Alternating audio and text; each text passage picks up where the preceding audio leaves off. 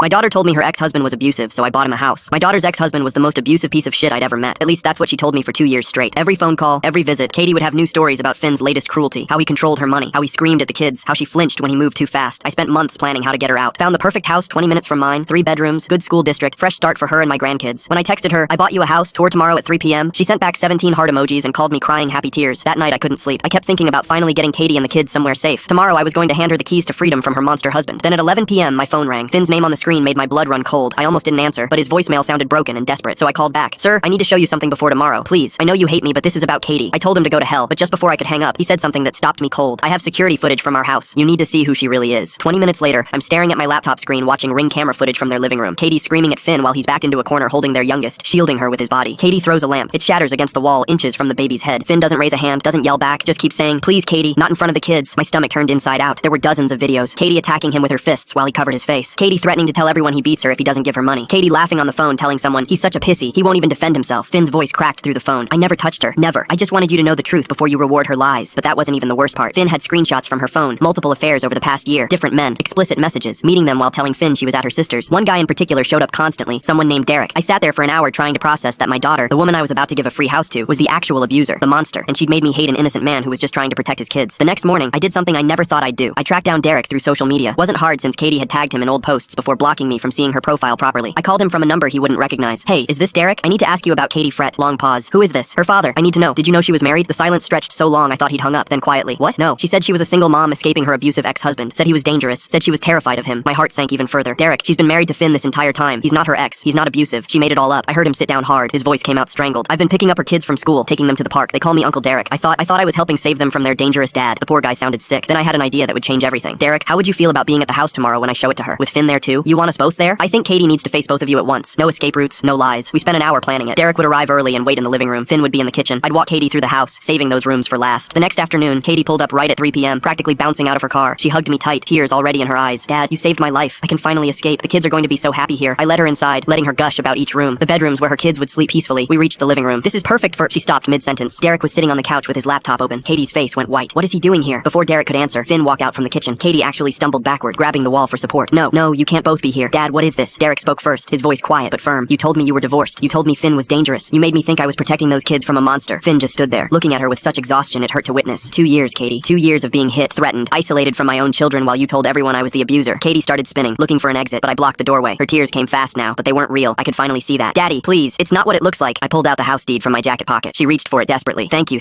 I know this looks bad, but the house isn't in your name, Katie. She froze. What? It's in Finn's name. For him and the kids after the divorce. She grabbed the knife from the kitchen. Full story on channel. Link below.